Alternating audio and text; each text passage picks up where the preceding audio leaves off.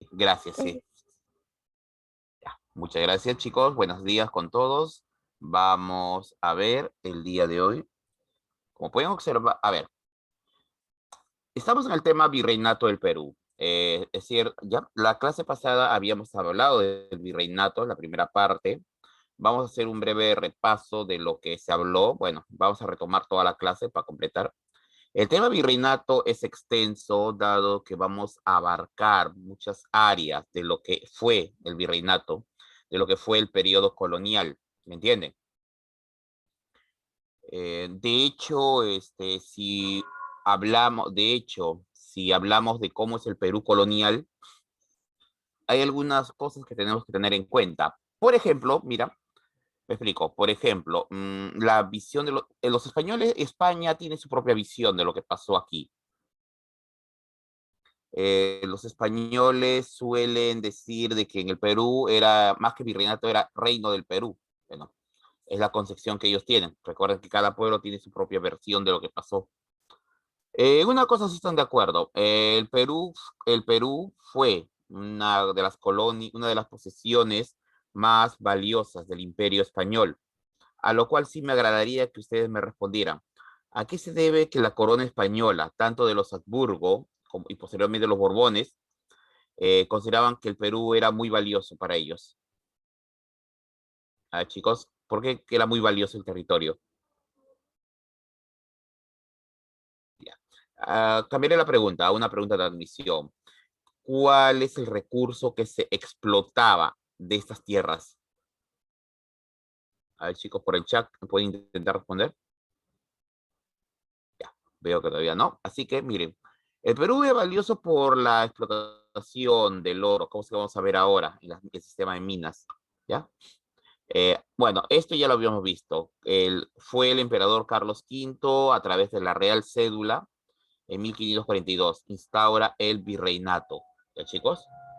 eh, las razones por la cual que se vio motivado, ¿no? a establecer el virreinato.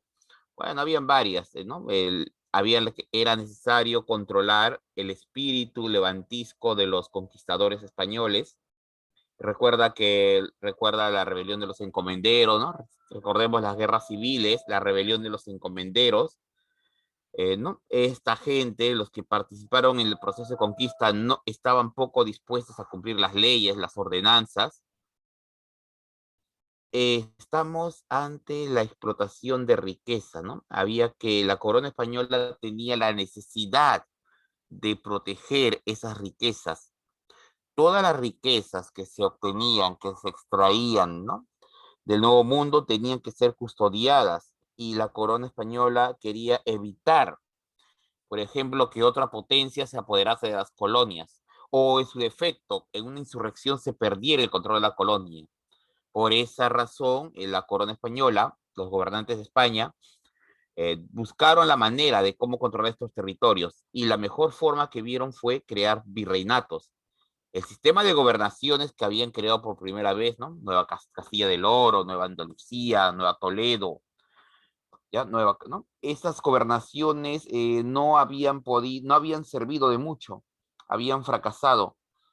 Un virreinato era una manera más directa de controlar los territorios recientemente conquistados y sobre todo asegurar la explotación de la riqueza, en este caso los metales preciosos. Y obviamente hay que proteger a la población indígena que está constantemente agobiada por los conquistadores y colonos. El fin no es que sean altruistas, no es que la corona española sea altruista. Simplemente, muchachos, es que para la corona española la masa indígena es mano de obra vital para la explotación de minas y cosechas, ¿no? Es vital. Y por esa razón deben mantener a todos bajo control. ¿Los jóvenes? A ver, chicos, muy bien. Muy bien, veo que está respondiendo por el chat. Ok, chicos, sigamos. Bueno, ya habíamos visto la defensa que hizo Fray Bartolomé de las Casas, ¿ya? Eh, un dato curioso, contrariamente a lo que se cree, a ver, ¿cuál fue el papel de la iglesia en las colonias? A ver, chicos, ¿cuál creen que fue el papel de la iglesia en la colonia? A ver. Muy bien, un parte del papel es evangelizar a la masa indígena, es la evangelización, pero básicamente también tenían que hacer su labor de protección. Contrario a lo que se cree, uno de ¿no? La población indígena encontró en la iglesia sus más eficientes protectores, va a encontrar, ya contrariamente a lo que solemos creer. El punto, chicos, es que había una competencia de poderes, ¿no? El poder clerical, el clero, en contra del poder colonial. Esa disputa de poder fue resuelta con la expulsión de los jesuitas, que vamos a ver más adelante. Ya. Bueno, en resumen, la idea aquí es asegurar una explotación eficiente de las colonias. Chicos, es asegurar una explotación muy eficiente de la mano de obra. Ya, es una explotación. Se van a crear, obviamente, leyes humanitarias, pero obviamente se crearon leyes humanitarias para defender a los indígenas, pero como te dije, todo quedaba en buenas intenciones, todo quedaba allá en España. Ya, ahora. Aquí estamos viendo, chicos, el virreinato del Perú. Habíamos visto esto. Este es el mapa del virreinato del Perú entre el siglo XVI y siglo XVII. En nuestro país, desde Lima, controlábamos las audiencias de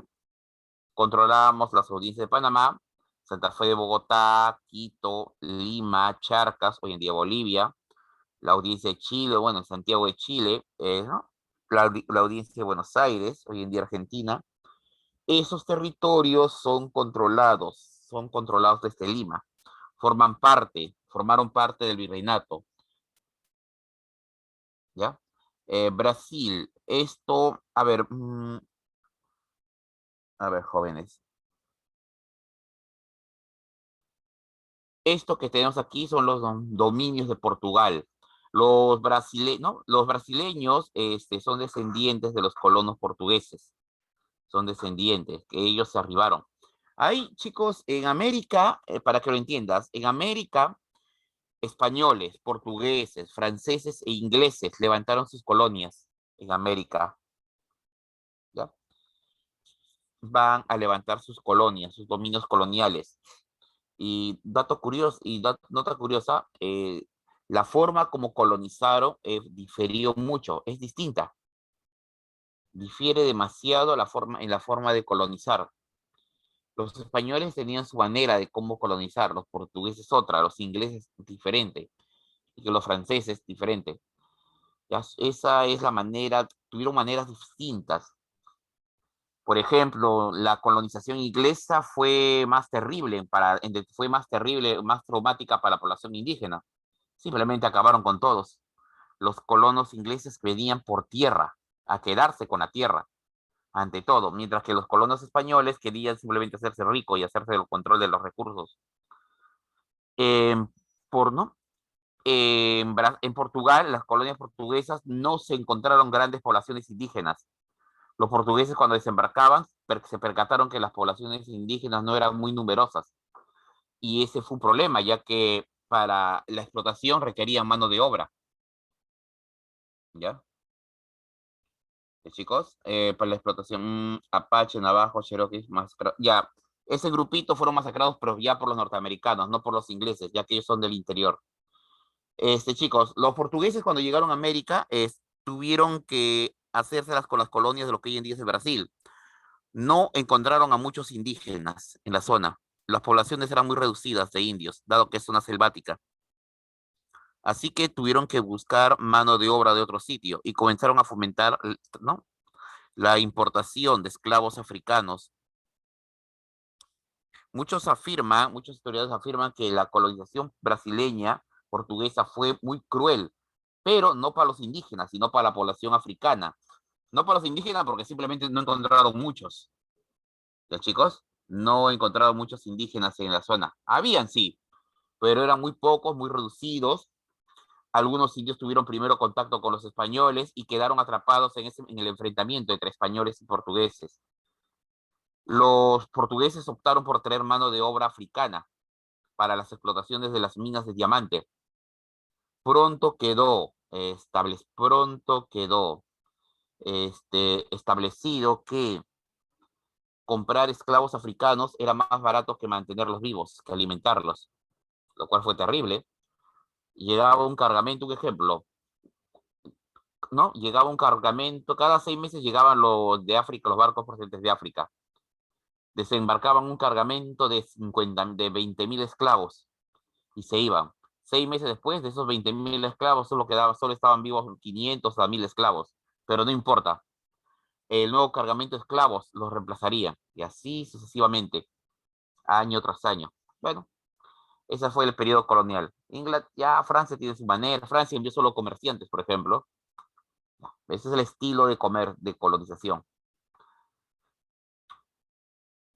Francisco, ¿no? El conde de Oropesa, virrey Francisco de Toledo, quinto virrey del Perú.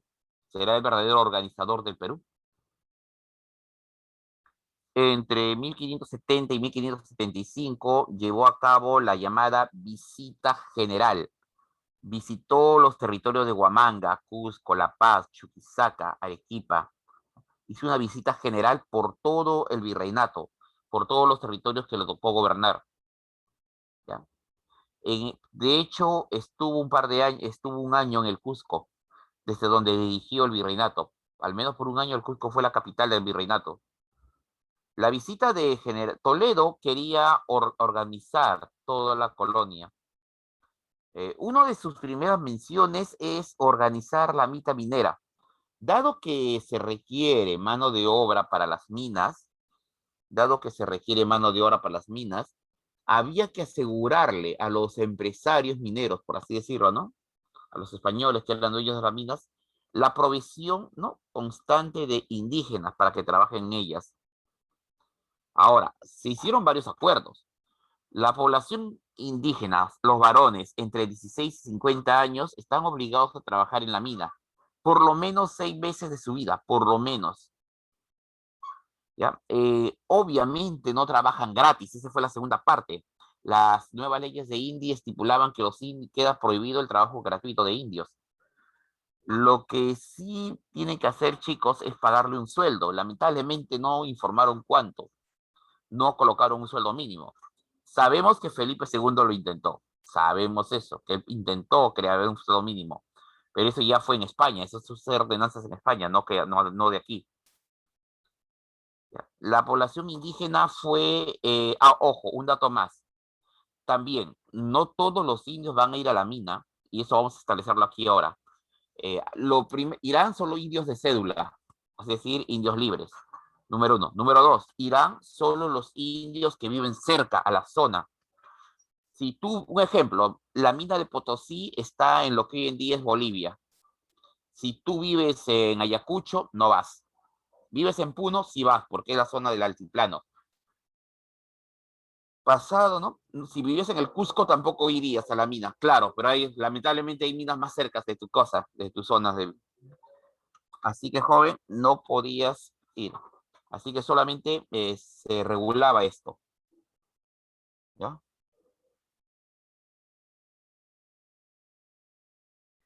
¿Ya, jóvenes? Ok. Bien.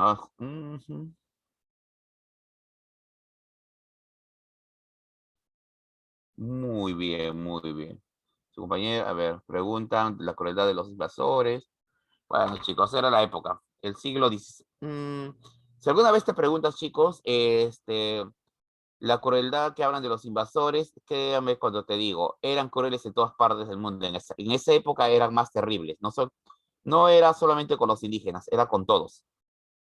Era costumbre en el siglo XVI, XVII, XVIII acabar con pueblos enteros, ciudades enteras. Ojo, y estoy hablando de Europa mismo, ¿no? El comercio de esclavos estaba bien regulado, ¿no? Era común en la época el comercio de esclavos.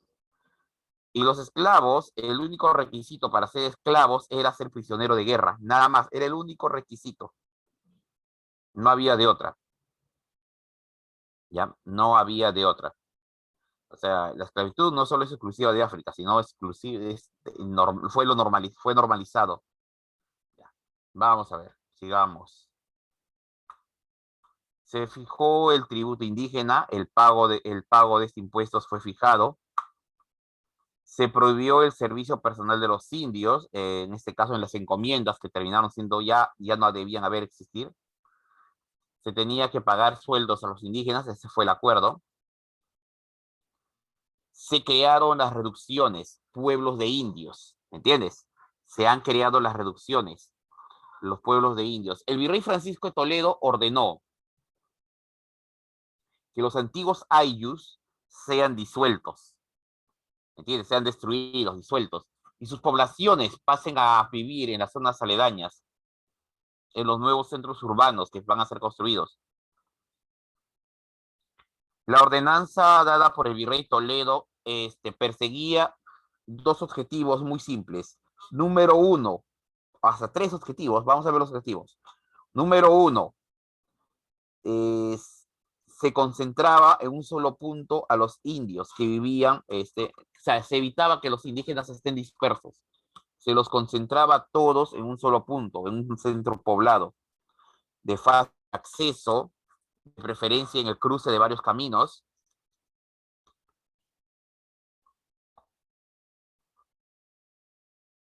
¿ya? De preferencia en el cruce de varios caminos, de clima agradable, estas fueron las palabras que usó el virrey Toledo. El recinto, ahí iban a vivir 4, 5, 3, 4, hasta 6 ayllus iban a vivir ahí. Estarían a cargo de un barayoc, que es el alcalde. El lugar sería cercado para evitar que los indios intentasen fugarse, cosa curiosa porque en Europa, en esa misma época, los centros poblados eran amurallados y la idea de la muralla era evitar que la ciudad sea atacada, que alguien entre a la ciudad. Aquí en el Perú era al revés, la idea de los muros era evitar que la gente se fugue de la ciudad. Entonces, jóvenes, se construían recintos. De esa manera, pasamos a que se podía facilitar el cobro del tributo. A los indígenas ya se les podía cobrar. Como no podían escapar, ya sabíamos dónde cobrarles. El número, ¿no? Y también desde ahí el reclutamiento de hombres para la mita. ¿Ya? El reclutamiento de hombres que irán a la mita minera. Derrotó la resistencia indígena en Vilcabamba. Esto culmina con la ejecución de Túpac Amaru I.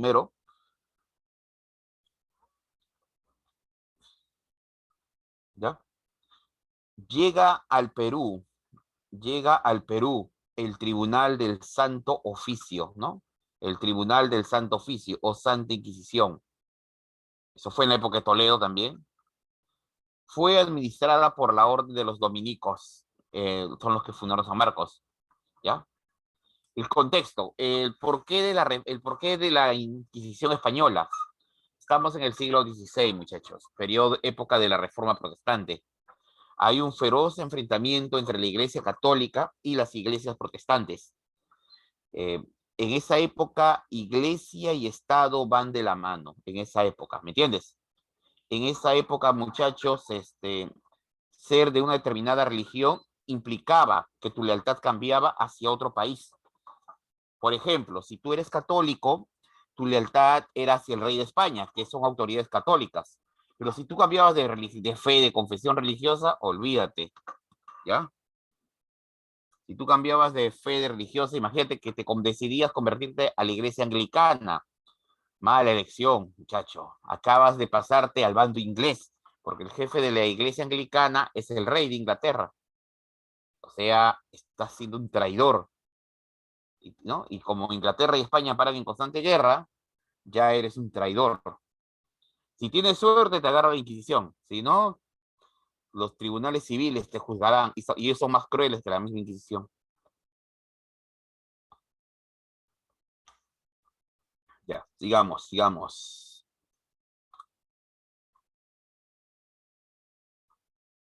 Ya, vamos a ver el gobierno colonial. Ya, chicos, vamos a ver el gobierno colonial. Vamos a ver el gobierno colonial. Primero vamos a ver las autoridades metropolitanas. Vamos a ver a las autoridades. Ya. Tenemos el rey, que es el monarca absoluto de España y sus colonias. Él gobierna por derecho divino, ¿ya? Él gobierna por derecho divino, no rinde cuenta a nadie, solo a Dios. Bueno, recuerden que estamos en el concepto de monarquía absolutista. Ustedes en Historia Universal van a llevar el concepto de absolutismo y ahí queda implícito, jóvenes, lo que es una monarquía. Chicos, queda implícito lo que es una monarquía, lo que es una monarquía absolutista, los conceptos de regalismo, ¿no? El concepto de provincialismo, regalismo, es decir, el derecho divino, todo eso va a quedar, eso queda aquí. Las coronas que estuvieron a cargo, las casas de los Habsburgo y los Borbones, que son las dinastías que estuvieron a cargo. Por ejemplo, acá tenemos los Austria, la casa Austria, Carlos I, lo llamaban Carlos I de España o Carlos V en Alemania, Felipe II, ya, son los reyes de España, los Felipe III, Felipe IV, Carlos II. Todos estos señores son los primeros miembros de la casa Habsburgo, ¿me entiendes? Son los monarcas de la casa de los Habsburgo. Recuerda, hay dos dinastías. Los Habsburgo, que gobiernan en los siglos XVI y XVII, y luego los Borbones. Aquí entramos al siglo XVIII, con Felipe V, Fernando VI y Carlos III, ¿no? No olvidemos a Carlos IV y a Fernando VII. Estos son los soberanos de la época. Ya. Entonces, en España está a cargo la monarquía. Ya, jóvenes, en España tenemos a cargo, a cargo al rey, y debajo de la autoridad real está el llamado Consejo de Indias. Ya es el rey, el monarca, delegó en esta institución sus poderes. ¿Ya, jóvenes? El monarca delegó en esta institución sus poderes. Ya. El Consejo de Indias se convirtió en el poder gobernante de las colonias. El Consejo de Indias, joven, va a tiene, ¿cómo te explico? Tiene facultades, no solo políticas, sino también judiciales. Ejemplo, número uno, el Consejo de Indias nombrará a las autoridades coloniales. Si tú quieres ser el virrey de alguna colonia, ser el virrey o el gobernador, el Consejo de Indias será quien te nombre, no el rey. El rey puede sugerir tu nombre, pero si el Consejo de Indias dice que no, no vas. ¿Entiendes? Ahora,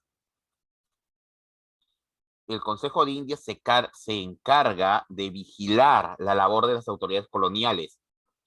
Si ellos se enteran si llega a sus oídos noticia de que algún virrey está haciendo de las suyas y no está haciendo lo adecuado, enviarán a un visitador con muchos poderes que puede instituirlo. El virrey, cuando concluye su mandato colonial, inmediatamente regresa a España y en España se somete, ¿no? A las prerrogativas, ¿no? A la jurisdicción del Consejo de Indias. El Consejo de Indias lo va a juzgar. Y si ve que hizo alguna fechoría, alguna de suyas, el virrey será castigado. O si no, no. Es decir, se realiza el llamado juicio de residencia. ¿Ya? Estamos ante los llamados juicios de residencia al del virrey. ¿Ya? Recuerda que ellos envían visitadores. Muy bien, sigamos. Ahora vamos a ver las autoridades coloniales. ¿Ya, jóvenes? Vamos a ver a las autoridades coloniales. Por un lado tenemos el virrey.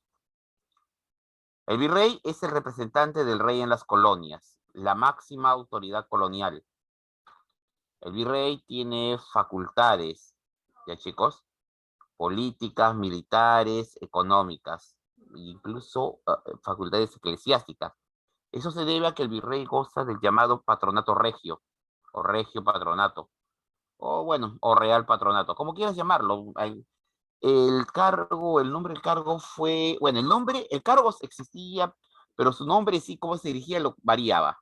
Real Patronato Regio, Regio Patronato, Real Patronato, ¿ya? Ahora, en los casi 300 años de periodo ya virreinal, más de 40 virreyes estuvimos en nuestro país. ¿Ya? El virrey, muchas veces para poder gobernar estas tierras tenía que actuar de mediador entre las distintas facciones que se enfrentaban aquí en la colonia. Ya, pero el virrey, aparte de todos sus poderes, tenía una institución que estaba supeditada, es la Real Audiencia, un alto tribunal de justicia, ¿ya? Es el alto tribunal de justicia. Obviamente su labor es administrar la justicia, obviamente, pero no solamente eso. En caso de que un virrey muriese en el cargo, cosa que pasó varias veces, cosa que ha pasado varias veces en el Perú colonial, la Real Audiencia está en la obligación de nombrar un gobernador, ¿ya? Y que este hombre gobernará esas tierras hasta que España envíe un nuevo virrey, ¿ya? Ese es, jóvenes, las prerrogativas que tenía la Real Audiencia. Nombrar un gobernador, ya jóvenes, nombrar un gobernador en caso de muerte o vacancia del virrey. La Real Audiencia está formada por 8 oidores.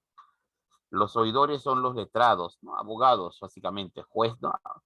Que son los que tienen que llevar, que son los que van a dirigir la Real Audiencia.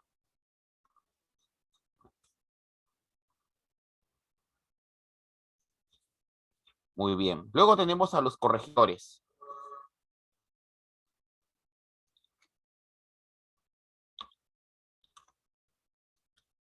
Un corregidor joven es un encargado de gobernar una provincia. Bueno, hoy en día sería una provincia. Tú sabes que las regiones están divididas en provincias. Las actuales regiones políticas están divididas en regiones.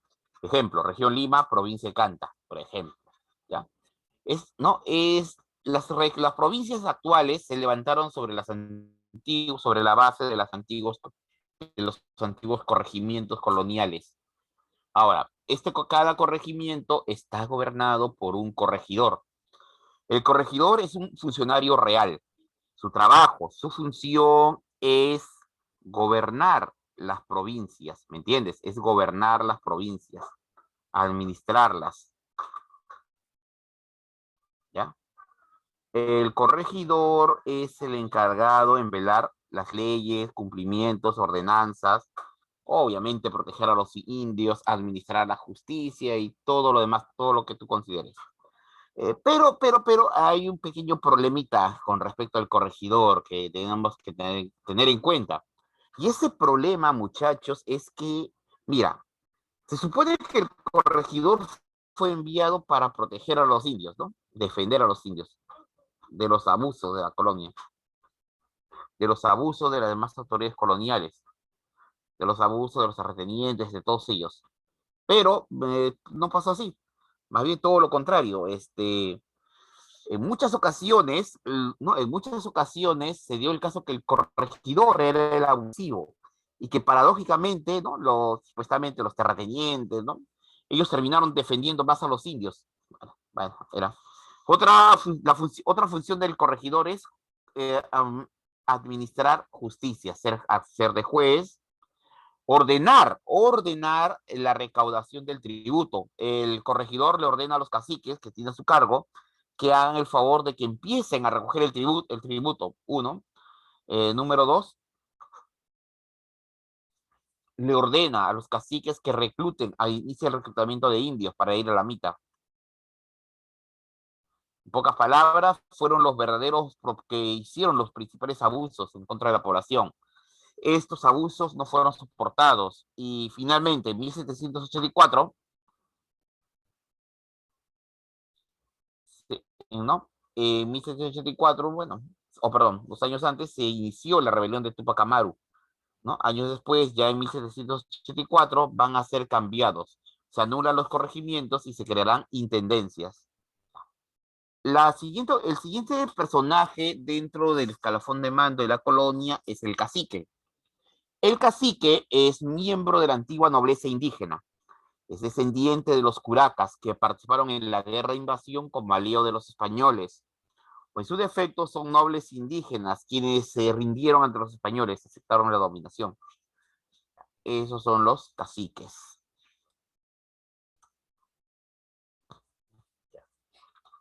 Una regla de los caciques es que en teoría un cacique tiene las mismas prerrogativas, los mismos atributos que un aristócrata español, en teoría. En la práctica es diferente. En la práctica, a ellos, los caciques, van a ser tratados como simples empleados públicos, meros empleados, ¿no? Por ejemplo, los corregidores tienen a su cargo decenas de caciques, ¿ya? Los corregidores. Entonces, el corregidor da una orden y el cacique se encarga de que esta orden se cumpla. A ver, tú imagínate que tú eres el corregidor, ¿ya? El corregidor. Y ordenas que esta semana empiece el cobro del tributo. Obviamente el corregidor no va a cobrar el tributo. El corregidor simplemente va a pedirle a uno de sus caciques que inicie la cobranza. ¿Entiendes? El cacique tendrá que cobrar el tributo. También le pueden ordenar el corregidor le ordena al cacique que empiece a reclutar indios que irán a la mitad. Y caballero, se tendrá que hacer. Ya, eso, jóvenes, eso está entre las labores que cumple el cacique. Tiene ventajas, tiene derechos, claro. Por ejemplo, número uno, los caciques tienen derecho a vestirse a la usanza española. Pueden montar a caballo, símbolo de estatus en aquella época, llevar armas, una espada. ¿Ya? ¿Qué más? Sus hijos tienen derecho de asistir a la escuela, ¿no? La escuela de caciques, el príncipe ¿no? y San Francisco de Borja tienen derechos de asistir a la escuela. Hay escuelas de caciques donde serán formados, donde serán formados para que sean autoridades. En resumen, el cacique es el intermediario entre las autoridades coloniales enviadas por la metrópoli y la población indígena. ¿Me entienden? El cacique es el intermediario, sirve de puente.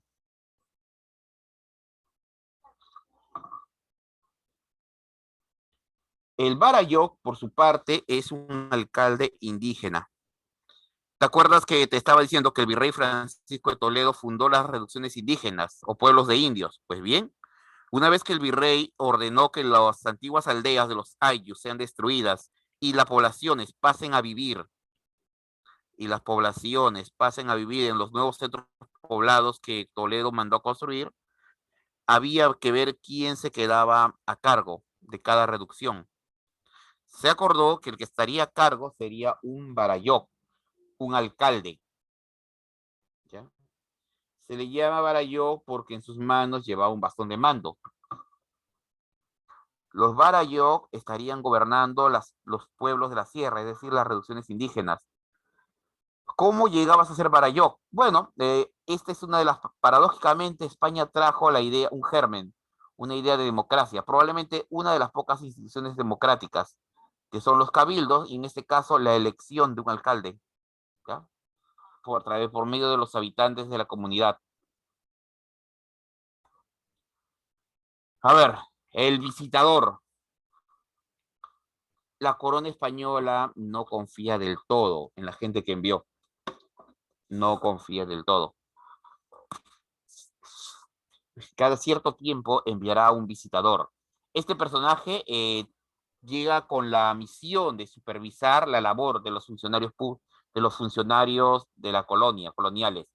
Sobre todo ver si el virrey está actuando, chicos, si está actuando correctamente.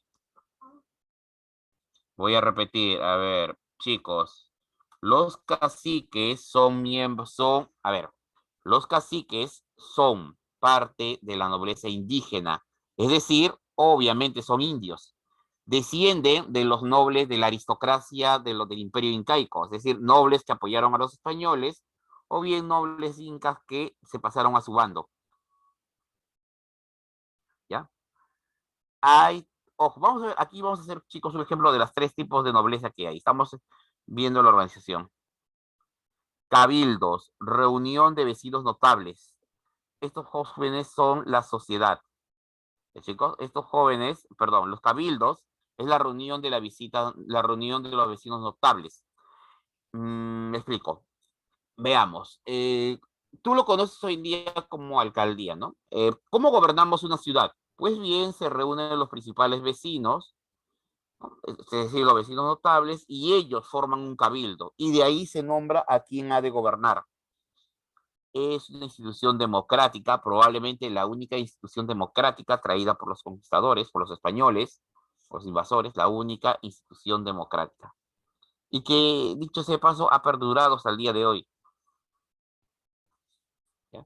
Por ejemplo, ¿qué tan importante es un cabildo? Por ejemplo, fue el Cabildo de Lima quien autorizó que San Martín ingresase a Lima y proclamase la independencia.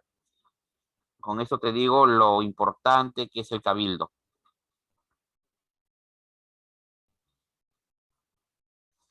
Ya, vamos a ver. Sociedad colonial. ¿Cómo era la sociedad colonial? ¿Cómo era la sociedad en la colonia, chicos? Vamos a ver aquí. A ver, ya. A ver, chicos. Vamos a ver cómo es la sociedad colonial. Pero antes, a ver, un ratito. Pero antes de ver la sociedad colonial, quisiera que vean este detalle. A ver, aquí nomás lo voy a escribir, porque ustedes sé que ustedes pueden leer esto. A ver, están viendo, ¿no, chicos? Mira un detalle. Propiamente lo debía haber desarrollado, vamos a desarrollar dentro de la sociedad, pero por si acaso vamos explicándolo.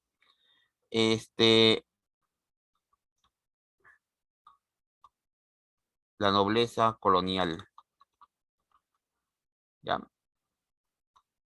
Hay tres tipos de aristócratas en la colonia. Hay tres tipos de aristócratas, ¿ya? En la colonia. Por ejemplo, nobleza peninsular. La nobleza peninsular, ¿quiénes son ellos? Los nacidos, los aristócratas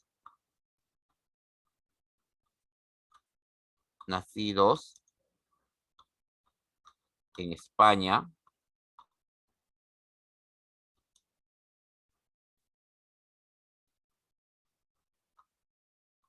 nobleza indiana y nobleza indígena.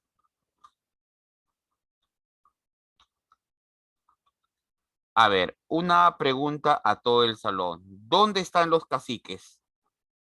¿En qué tipo de nobleza? Obviamente no en la peninsular, pero ¿en cuál de las dos? ¿La indiana o la Nobleza indígena? indígena. Muy bien, aquí están los caciques. Los caciques. Recuerda que son ellos descendientes de quiénes? Descendientes de los antiguos Puracas. ¿Ya? Muy bien. ¿Y entonces, jóvenes, quién es la nobleza indiana? A ver, ¿quiénes son la nobleza indiana? Ojo, los caciques no solamente son descendientes de los nobles incas, son descendientes de aquellos jerarcas jefes indígenas que apoyaron a los españoles en el proceso de invasión. Pero la nobleza indiana,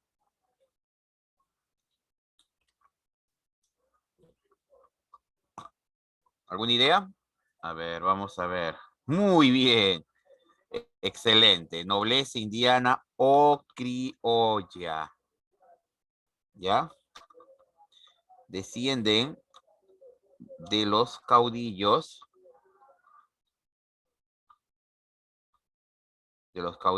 o perdón, mejor la palabra, de los líderes, de los que lideraron, o de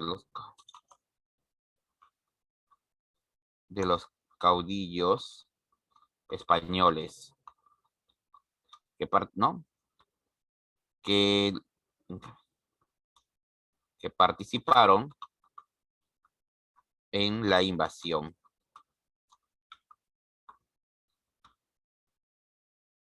Alta Guantisuyo. ¿Qué quiere decir eso? Muy simple, muchachos. A ver, agrandamos, ahora sí.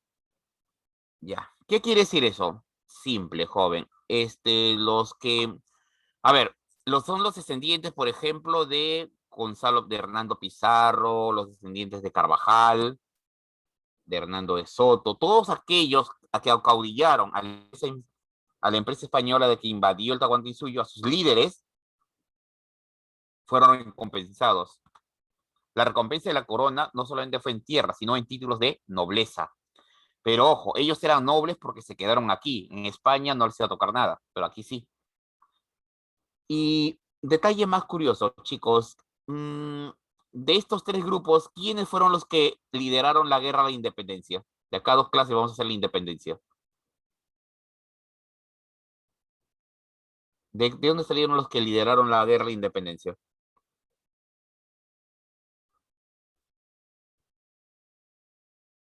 Ajá, de la nobleza criolla, la aristocracia. Por eso la empresa de la independencia ya fue propia de los criollos. Los indígenas, la nobleza indígena fracasó en la rebelión de Tupac Amaru. Fracasa. Y de hecho su participación durante la guerra de independencia fue más del lado del bando realista. Pero bueno, esto lo vamos a ver aquí, eso lo vamos a ver más adelante. Ya. La sociedad colonial se caracterizó por ser clasista. Quiero que entiendas esto, es clasista. Existía una jerarquización y diferencias entre las distintas clases sociales que conformaban la colonia. Es una sociedad piramidal, ya jóvenes. Ahora, habían jóvenes sectores con privilegios y no privilegiados, pero para que tú fueras ubicado en una de estas clases, grupos sociales, se tenía que tener en cuenta tu posición económica y tu condición étnico-racial. Se tenía que tener en cuenta ello, ¿no?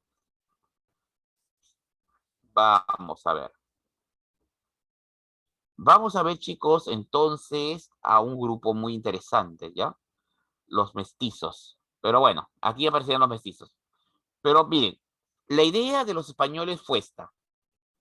Desde el momento que empezó la invasión, desde el momento que se inició la invasión española al Tahuantinsuyo, la idea era que se evitase cualquier tipo de mezcla, combinación, ¿no? O toda unidad, cualquier cosa que sea unirse a la población indígena, no, tenía que estar prohibido.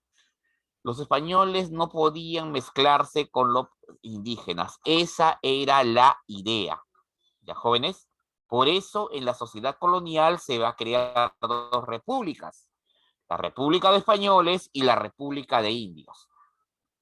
A ver, repito, te haré una pregunta simple. Pregunta, ¿los españoles tenían la intención de mezclarse con la población nativa? O sea, ¿la corona española quería que se mezclaran? La corona. No. No, no quería. La idea era que no se mezclaran.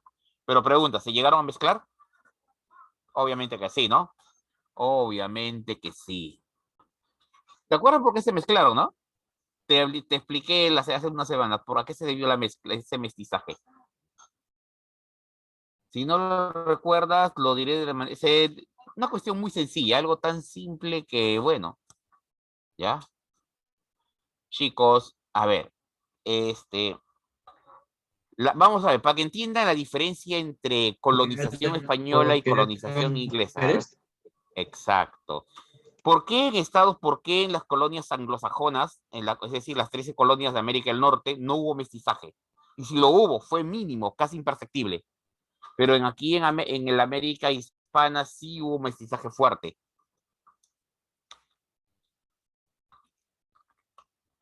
La Porque razón, eran mujeres, exacto.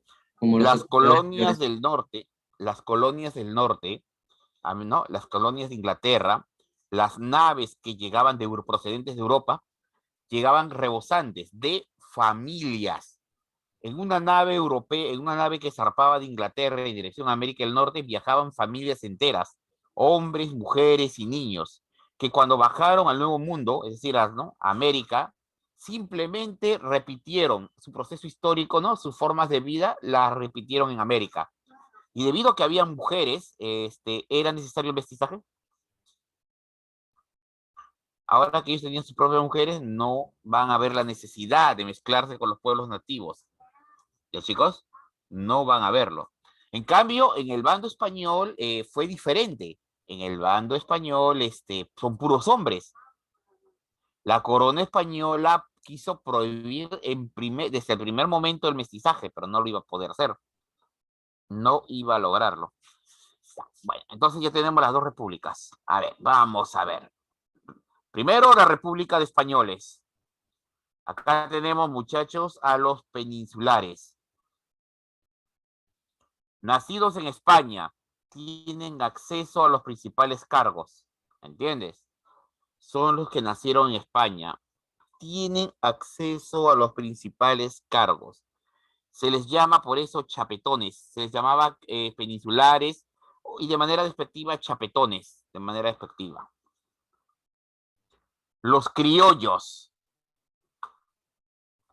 los nacidos en América, ¿no? Aquellos descendientes de conquistadores que nacieron en América. Tienen que, ojo, ocupan cargos de menor jerarquía, pero poco a poco van a ir calando en el poder, ¿ya? La corona española no confiaba en estos señores, no confiaba en ellos, no va a confiar. Era una característica. La corona española no confía en los criollos. Tiene temor de que algún momento los criollos se alcen en armas y atenten contra la corona, cosa que sí pasó. Profe, pero si nacieron aquí en América, eran mestizos No, entonces, ¿o no? mestizo es cuando tienen mezcla con sangre indígena. Ellos son la república, los que, entiendan, ellos no son mestizos, ellos son criollos, no tienen sangre indígena, ¿ya? Sus padres son españoles, así es. Hijo de papá y mamá español, pero nacido en esta tierra, ¿me entienden? Entonces había españolas acá. Eso sí, pero el problema es que eso fue mínimo. Al comienzo fue muy mínimo. Al comienzo que llegaron fue mínimo. Y hay un detalle muy curioso, ¿quién es eso? Que después hubo arreglos también para cambiar el lugar de origen. Chicos, estamos a ver, iberoamericanos, así es.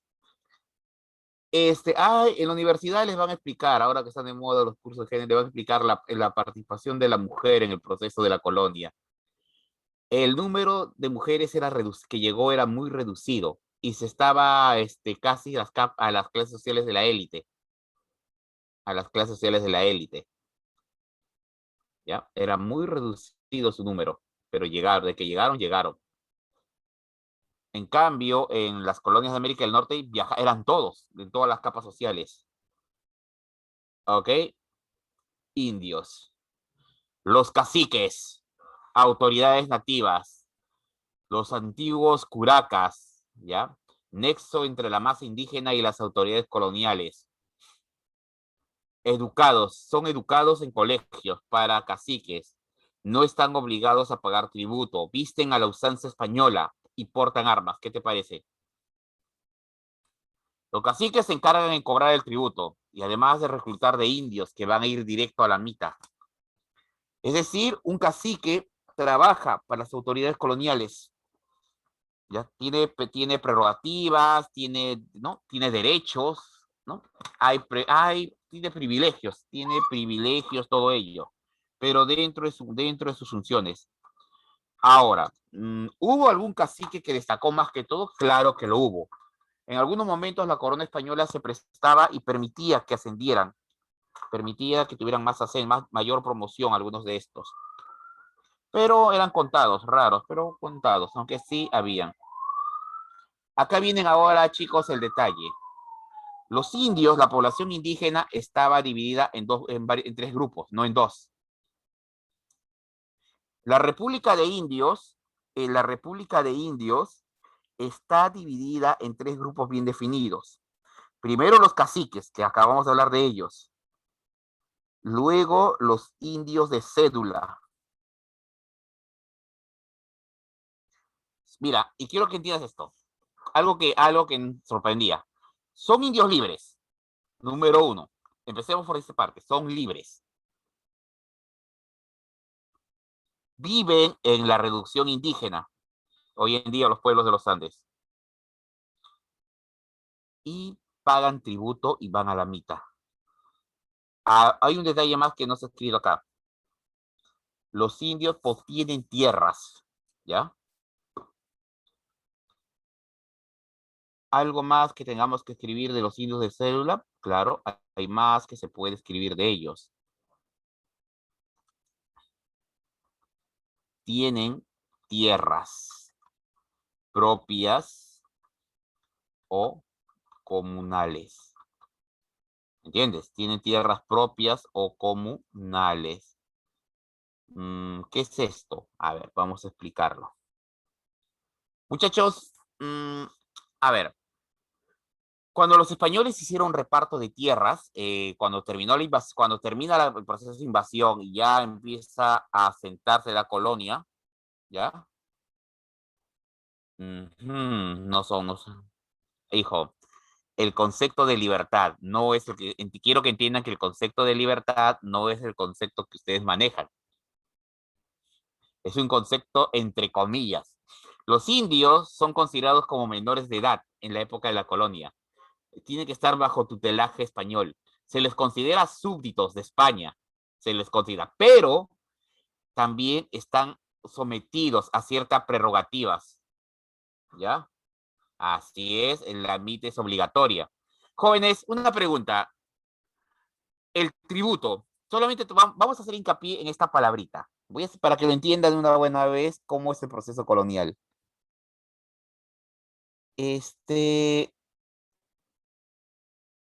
¿Quiénes pagan tributo? Primero, déjeme terminar la pregunta primero. ¿Quiénes son los que deben pagar un tributo? ¿Los pueblos vencidos o los pueblos vencedores?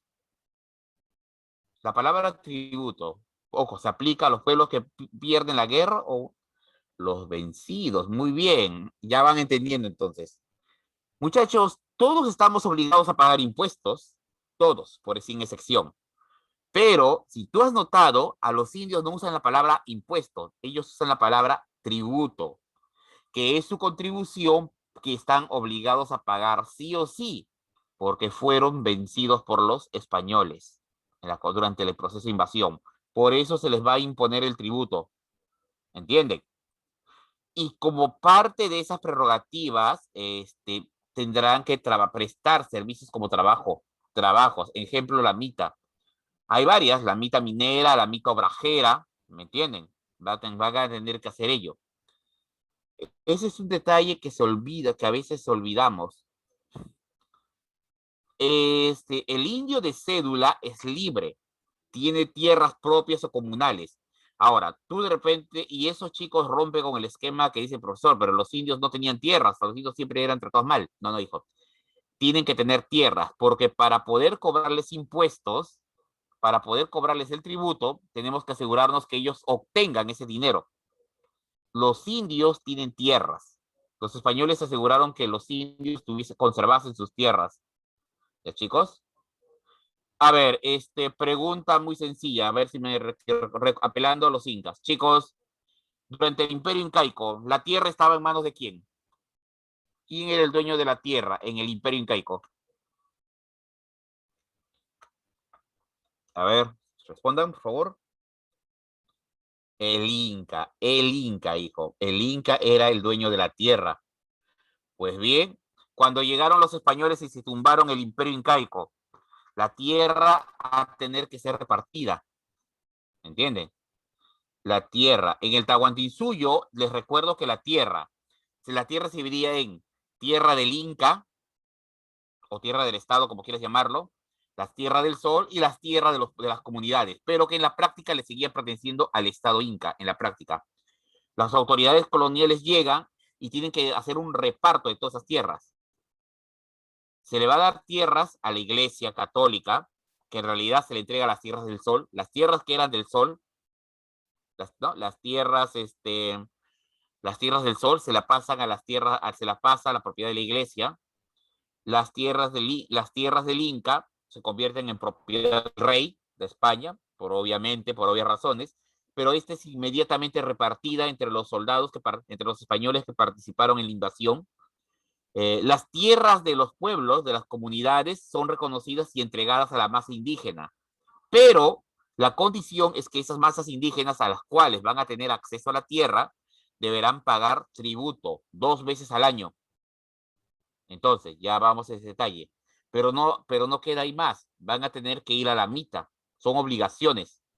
Ah, y las tierras, o bien, en algunos casos son tierras propias, es decir, un indio puede decir, esta es mi tierra, propiedad mía, pero en otros, que es casi siempre la mayoría, son tierras comunales. Una comunidad tal, una aldea dice, no, esta es la tierra de todos nosotros.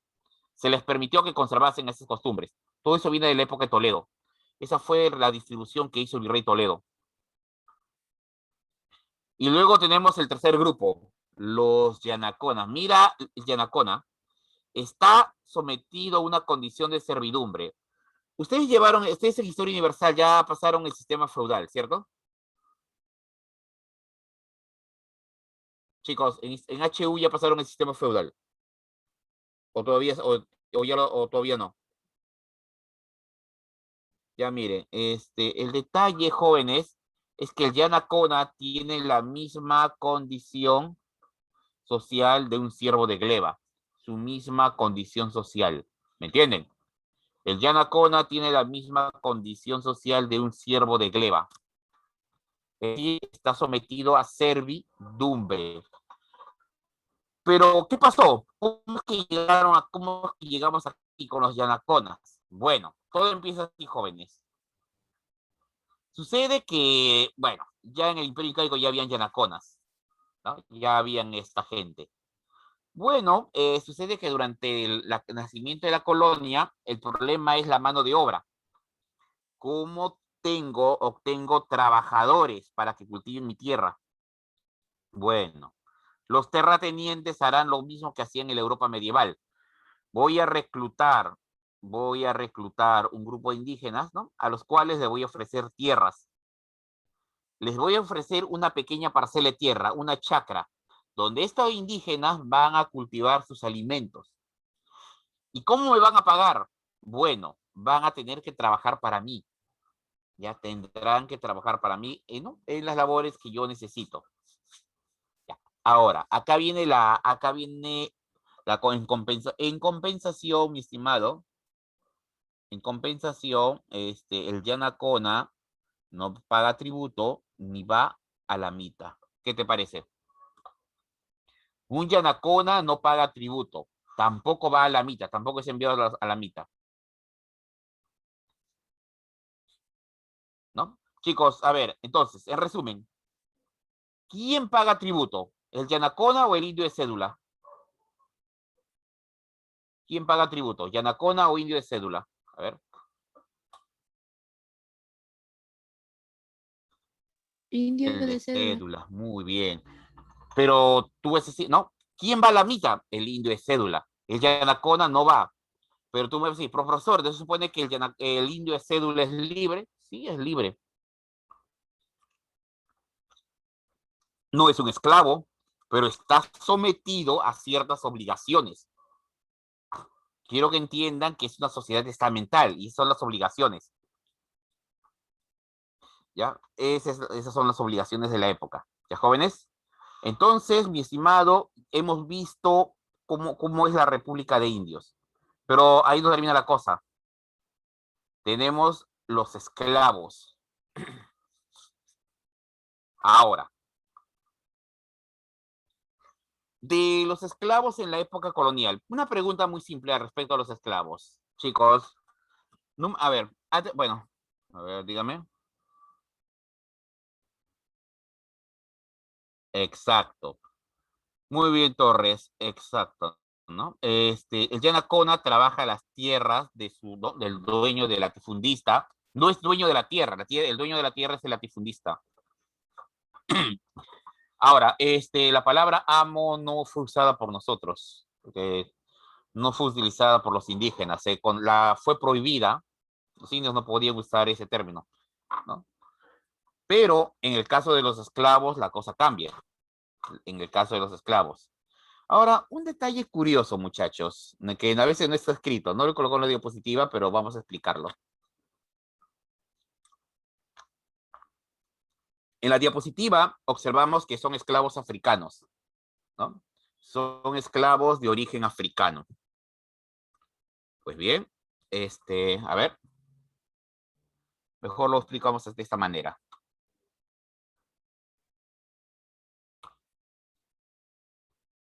A ver, ahora sí. A ver, chicos, vamos a explicarlo de esta manera. Mejor lo explico aquí escrito para que lo tengan. A ver, mi estimado alumno. Los esclavos. ¿Ya? Los esclavos en la colonia. Ahora, ¿qué me pueden decir ustedes de los esclavos, chicos? ¿Qué me pueden decir de los esclavos? A ver, a ver. Obviamente no son libres, obviamente, ¿no? Pues bien, ¿qué más? No tienen derecho, ya. Pero vamos a un detalle. Hay dos tipos de esclavo en la colonia. Las piezas de marfil y las piezas de ébano. Son dos tipos de esclavo en la colonia. Dos tipos de esclavo en la colonia. ¿Ya, jóvenes? Dos tipos de esclavo en la colonia. A ver. Ojo, ¿cuál es la diferencia? ¿Y cuál es la diferencia? ¿Y cuál es la diferencia entre estos? A ver. Procedencia. A ver. Procedencia. Procedencia. Mientras que las piezas de ébano, adivina de qué continente los traían. Procedencia africana. O sea, los que vimos en la primera diapositiva. Chicos, ¿y las piezas de marfil, de qué continente crees que los traían? ¿O de dónde eran? O sea, de dónde eran? ¿De qué continente? ¿América, África, Europa, Asia? Ajá, muy bien. Asia. Vamos a ver, vamos a explicar esto, chicos.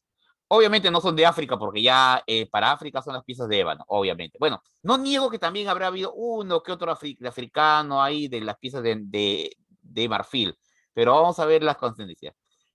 Número uno, los indígenas, los indios, ¿podían ser convertidos a esclavos por los españoles? Los indios, ¿podían ser esclavos? La respuesta es no, no podían. La Iglesia Católica se encargó de prohibirlo, lo dejó muy en claro. No pueden ser esclavos. No lo permitía, exacto, no lo permitía la Iglesia. Ojo, ellos tenían sus razones. No eran asiáticos porque no había mucho contacto con Asia en esa época. No teníamos muchos contactos con Asia. Entonces solo nos queda un continente. ¿No? ¿Qué continente nos queda, jóvenes? ¿Qué continente nos queda? África. ¿No? Ya tenemos África. Acá está. Europea. Exacto, procedencia europea. Procedencia europea. Muy bien, exacto. ¿Qué? ¿Pensaron que los europeos no se iban a salvar de la esclavitud? Chicos, todas las atrocidades que se hicieron en el siglo XVI, XVII, ya se ha preferido olvidarlo. Sí es. A ver, para que lo entiendan de esta manera, ¿nunca les sonó la palabrita trata de blanca? Sí. Ya, muy bien. ¿De dónde creen que vino esa palabra? ¿Nunca se preguntó de dónde viene esa palabra? En las películas, pero esa palabra es antigua. Es literal, la palabra es bien literal. Es esclavitud de mujeres, ¿de qué? Pero cuya color de piel es exacto, cuyo color de mujeres, ¿no? Chicos, hasta hay novelas de eso, ahora que lo recuerdo, novelas turcas que hablan de eso, pero que están inspiradas en la época, en este periodo.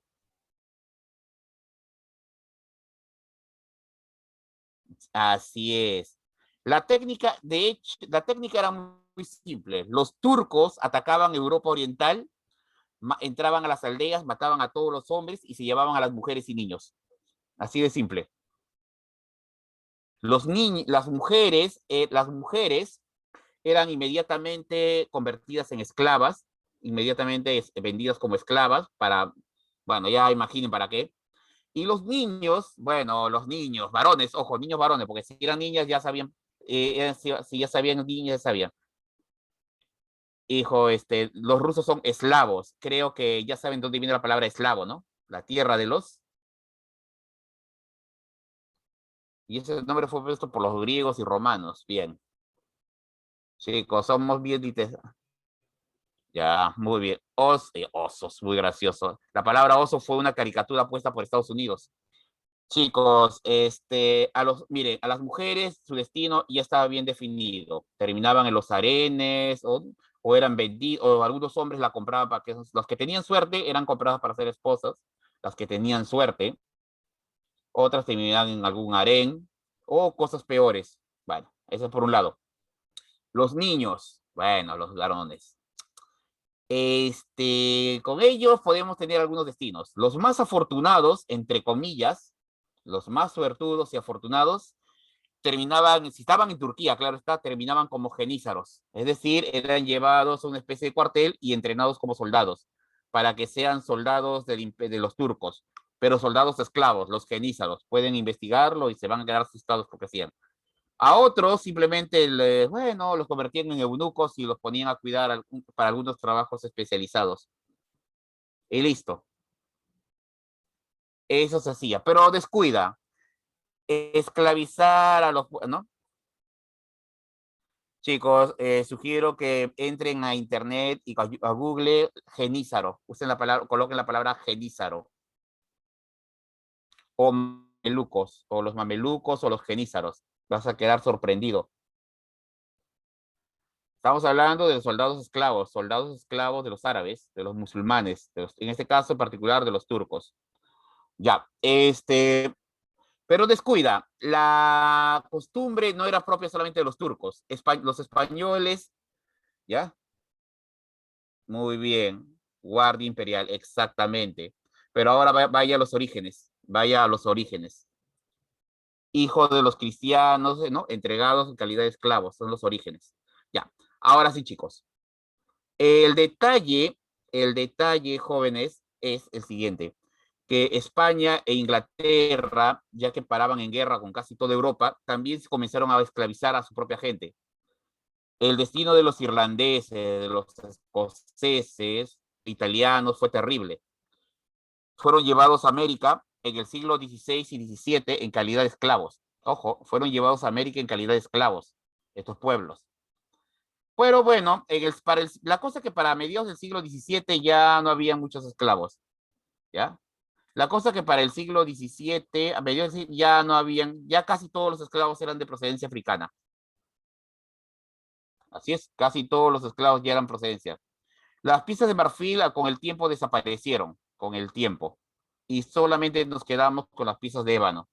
¿Ya, chicos? Solo nos quedamos con las piezas de ébano. Todavía no estudiábamos Oceanía. Todavía no habían llegado a Oceanía. Así que, jóvenes, eso me lleva ahora a ver. Aquí en las piezas de ébano vamos a tener los siguientes tres grupos. Por ejemplo, teníamos el bozal. Teníamos el bozal. Teníamos el bozal, el ladino y el ladino. El bozal. ¿Ya? El bozal no habla castellano, no habla castellano. ¿Ya? Nacido por lo general, nacido en África. Es nacido en África. ¿Ya, chicos?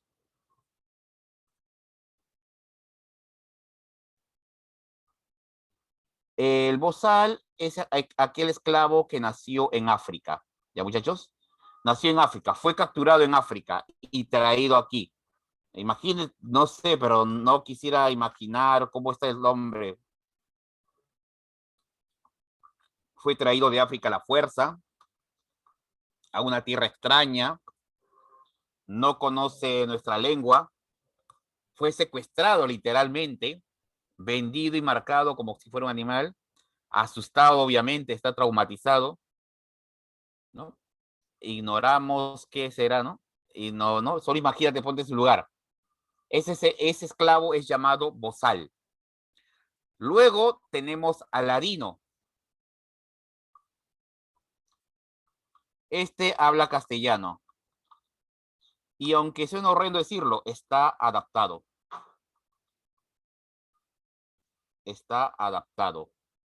En pocas palabras, él es de los nuestros. Él ya es de los nuestros. El ladino ya es de los nuestros ya. Nació en esta, ¿no? Nacido, ¿no? Por lo general, nacido, ¿no? Nacido en esta tierra. Nacido en América.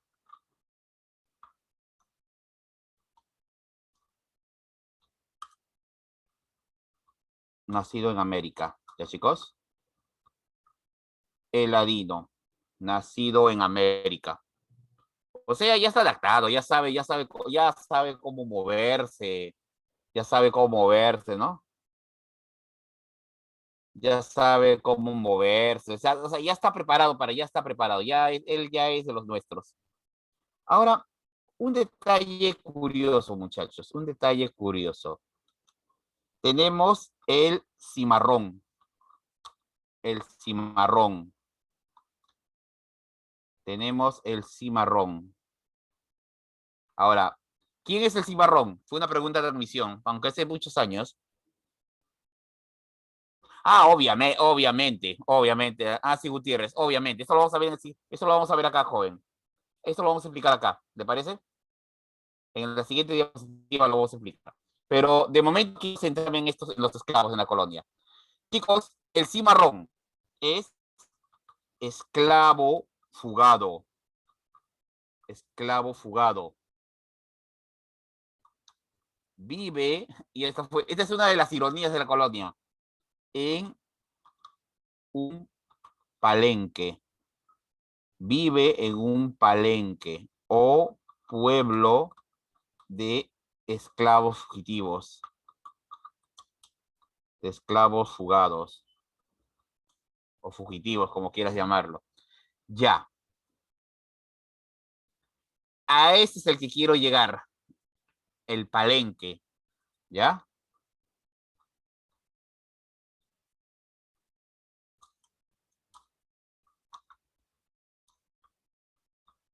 Algunos son bandoleros. ¿Ya? O abrazan algún oficio. Ya. A ese es a lo que quiero llegar. Chicos, a ver. Muy bien, creo que ya van entendiendo.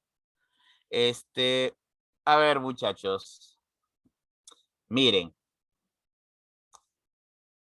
A ver, jóvenes, vamos a ver. Es que miren, la vida de la colonia, contra lo que solemos creer, no es tan, a ver, no es que sea óptimo ni justo ni nada por el estilo, pero tampoco es tan brutal como nos quisieron hacer creer en un tiempo. Una de las mayores ironías es la existencia de un palenque. Chicos, un cimarrón es un esclavo fugitivo, alguien que se ha fugado de la hacienda. Estaba en la hacienda y se escapó. ¿Ya? Y se escapó. Ahora, es más probable que el fugado sea un ladino, ¿no? Es raro que sea un bozal. El bozal no sabría dónde ir, se perdería. Ya. Admitamos que un bozal habrá intentado fugarse más de una vez, pero dado que no es su tierra, no conoce la zona, dado que no conoce las lenguas, no sabe cómo comunicarse, está perdido. El ladino es otra cosa. El ladino, sí se puede fugar y con éxito. Ya, y una de las ironías es esta, el palenque. Una de las ironías, mi estimado, es el palenque. Chicos, una pregunta. ¿Los palenques eran lugares secretos? ¿Tú qué crees? ¿Era un lugar escondido, secreto? No. Ese fue lo peor. El palenque era cualquier cosa menos un secreto.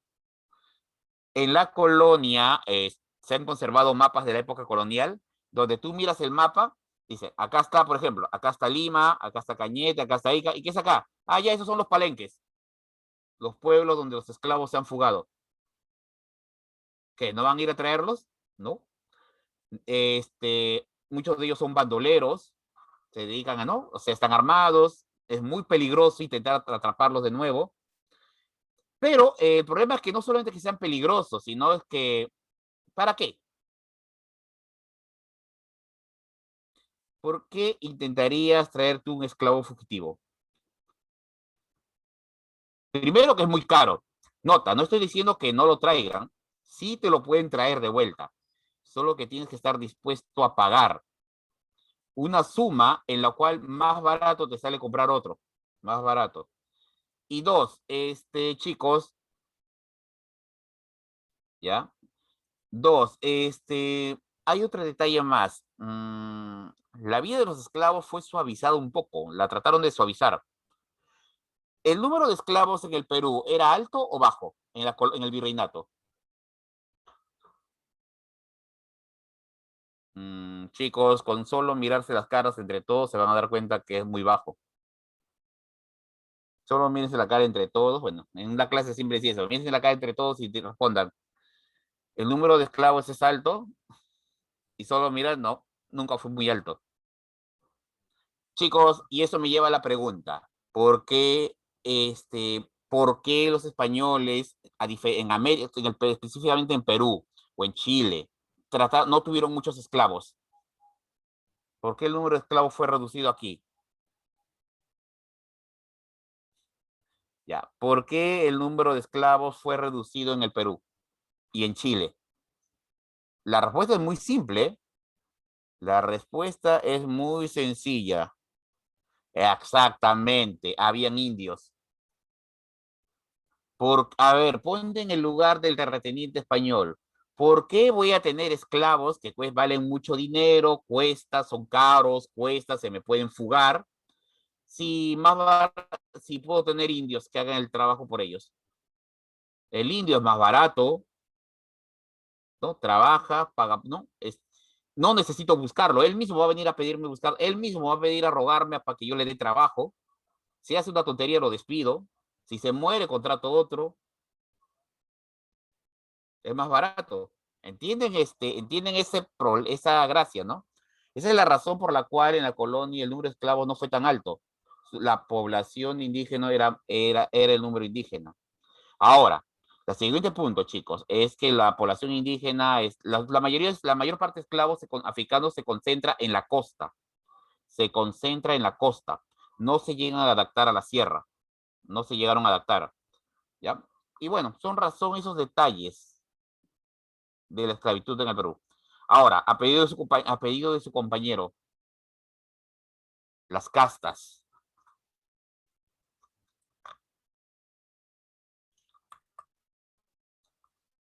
Hubo una mezcolanza, españoles, indios, negros africanos, hubo una mezcla.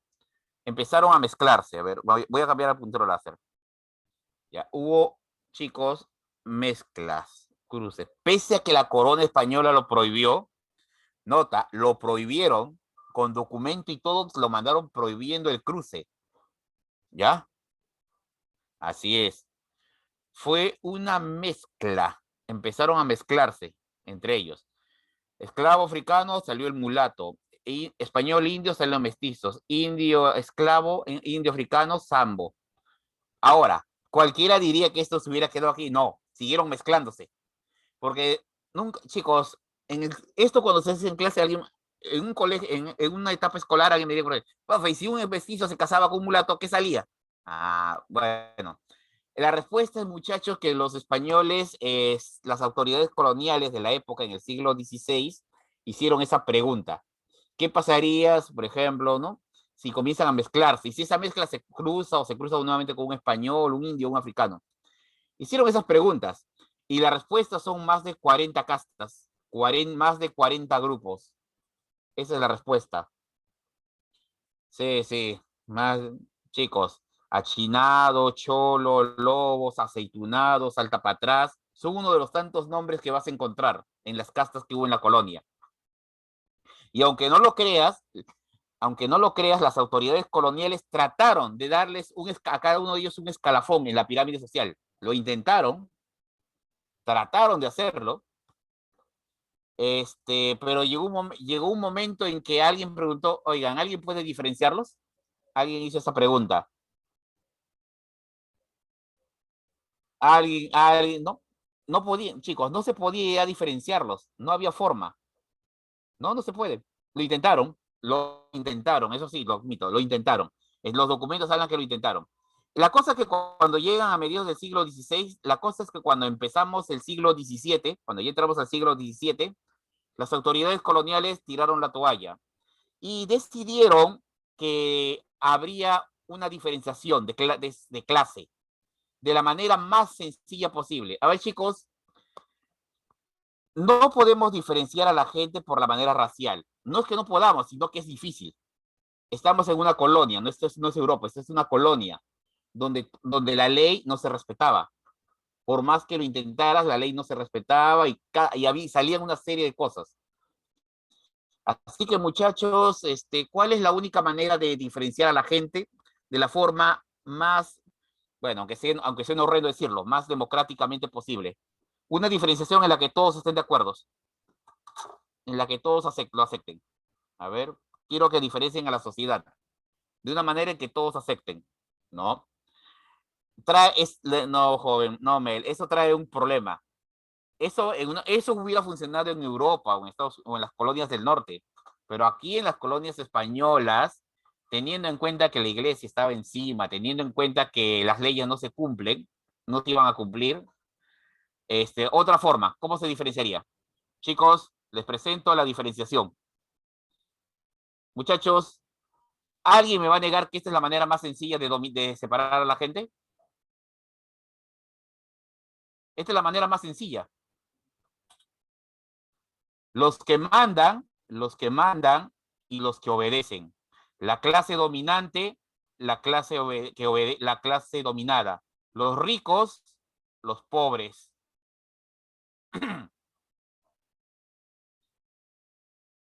Creo que se han dado cuenta que es la forma más sencilla, ¿no? Los de arriba y los de abajo. Así es. Así es, Torres. Los de arriba y los de abajo.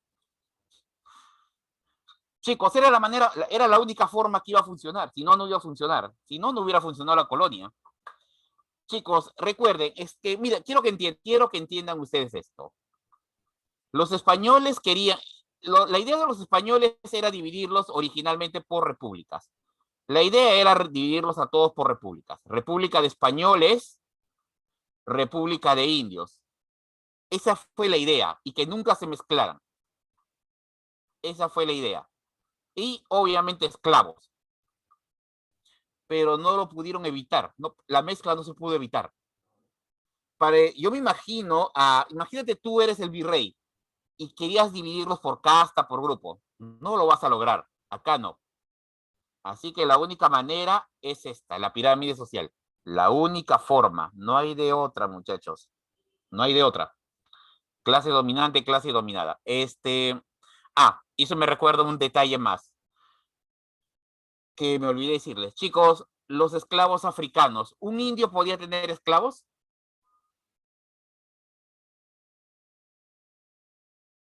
¿Un indio podía tener esclavos?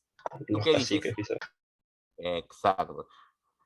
Chicos, fue una pelea al comienzo. En los documentos de la época se leen que fue toda una pelea. Muchos dijeron que un indio no podía tener esclavos. Y alguien dijo, pero como dijo su compañero, los caciques, los nobles, a regañadientes dijeron, está bien, puede tenerlo. Pero hay un problema. Pregunta al salón, ¿todos los indios son pobres? ¿Todos los indios de la colonia eran pobres? No. ¿todos los criollos o españoles eran ricos o habían criollos y españoles pobres? También habían pobres. También habían pobres. Una pregunta. En la población, un esclavo de ascendencia africana podía ser liberado, ¿cierto? Pregunta, ¿y podría darse el caso que uno de estos aquí, de un antiguo ex esclavo, pudiera ascender y llegar a la clase dominante? La respuesta es sí, sí podía. Pregunta, ¿y ese podía comprar esclavos? La respuesta es sí podía. Chicos, todo se arreglaba de una manera muy simple. Si tienes el dinero, lo vas a poder hacer. Si no lo tienes, irás acá. Las crónicas de la época, los cronistas de la época, chicos, los cronistas de la época joven dan esto, bueno, y no sé cómo ustedes lo van a tomar, pero mira, mira esto. Muchos españoles del siglo XVII, ya de final del siglo XVI, inicio del siglo XVII, venían a América, venían al Perú específicamente, o a México, y soñaban esto, y ellos venían en la nave pensando en lo siguiente: cuando lleguemos a América, inmediatamente estaremos aquí, en la clase dominante. Seremos señores, tendremos indios a nuestro servicio. Sí es. El problema es que cuando llegaban aquí, cuando llegaban al Callao, no sé, a los puertos, rápidamente decían, si eres de la nobleza, arriba. Si tienes dinero, arriba. Eres pobre, no tienes nada, abajo. Así de simple, no hay de otra. Ah, sí, los indios eran los más explotados. Los esclavos a veces podían librarse. Pero con el tiempo la situación se fue haciendo difícil para todos. ¿Ya, chicos? Esa es la manera más sencilla. Bien, sigamos. Ahora vamos a ver la economía en la colonia. Chicos, miren, esta es una de las curiosidades de aquí del Perú colonial. El sistema fue mixto. Se combinó el capitalismo mercantil con el sistema feudalista e incluso con el sistema esclavista. Miren, los tres sistemas empezaron a convivir. Y esa es la razón por la cual nuestra pirámide social fue bien complicada. Se volvió más simple, dominantes y dominados, ya que se mezclaron los tres sistemas: el esclavismo, el feudalismo y el capitalismo mercantil. Se combinan los sistemas, ¿ya? Ahora, estos son los principios de la economía colonial. Subordinación a los intereses de España. Estamos subordinados a los intereses económicos de España. Ah, sí, quiero que aclarar. Todas estas reglas se pueden romper. Estos son los principios, pero para España. Aquí nos enseñaban estos principios. El problema es que podemos romperlos. Sí, es que no nos convenía. Esa era la piedra angular, cómo se manejó todo. Subordinación a los intereses de España. Está bien, aceptamos, España está a cargo. Habrá un mercantilismo basado en la producción y compra. Eso sí, nadie lo discutió, ya que el sistema capitalista de la época es mercantil. Intervencionismo del gobierno español, ¿no? El gobierno español interviene en toda actividad económica. Y esto, mis estimados alumnos, fue la razón por la cual todas las reglas comenzaron a romper. ¿Cómo es eso? Es que, miren, todo desencadenó en esto. A ver, todo desencadenó en esto. La culpa fue esto, el monopolio. A ver, te lo voy a explicar de esta manera. Pregunta al salón. ¿El Perú qué licor produce?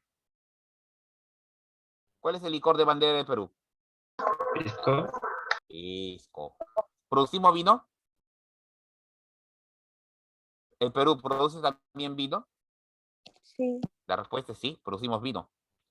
Si produces pisco, así es, los que conocen Ica saben que producimos vino. Chicos, te doy un dato. Esos viñedos que están en Ica, esos viñedos que producen pisco y vino, pregunta, ¿son de la República o de la época de la colonia?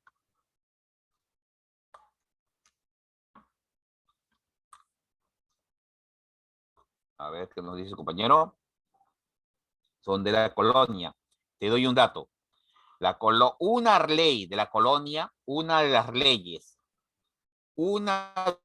leyes que vino directamente de España a esta tierra fue que las colonias no puede haber viñedos en las colonias, no puede haber viñedos, o sea, no puede haber producción de vid. ¿Para qué? ¿O por qué? Porque se debía evitar la competencia de las colonias al vino italiano, que era en esa época zona que dominaba España. Esa ley llegó aquí.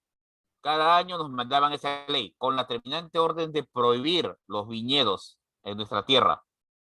Así es. No, querían que destruyeran, que quemáramos todas las bits que habían, tenían que ser quemadas. Obviamente nadie hizo caso, obviamente. Chicos, nadie hizo caso.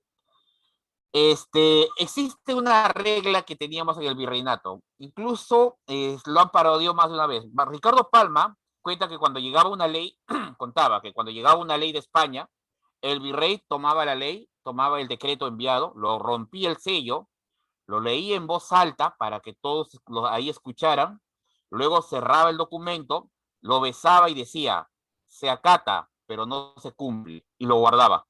Y listo, asunto resuelto. Asunto resuelto, ya se acabó todo el problema.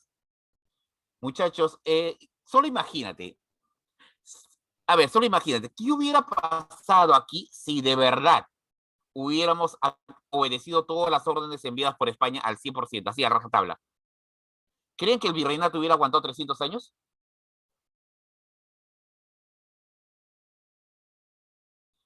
Dijo, no seríamos sometidos.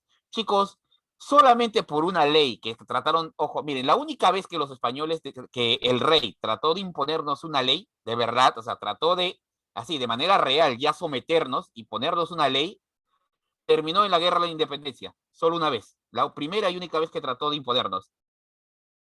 ¿Ya? Chicos, pregunta de admisión. ¿Cuál fue la causa real de la rebelión de Tupac Amaru y la posterior y al inicio de las guerras de independencia? La respuesta, las reformas borbónicas, que fue cuando España trató de imponerse aquí en las colonias. O sea, quiso que de verdad las colonias obedecieran a España. El resultado, todas las colonias se alzaron en armas. Ese fue el resultado. Ya, intervencionismo, el gobierno. Ya, estos son los principios de la economía colonial. La principal actividad económica en la colonia joven es la minería. La principal actividad fue el sector que más interesó a la corona española, la minería. Ahora, la minería en el Perú tuvo dos etapas. La primera, el ciclo del oro, ¿ya chicos? Entre 1503 a 1550.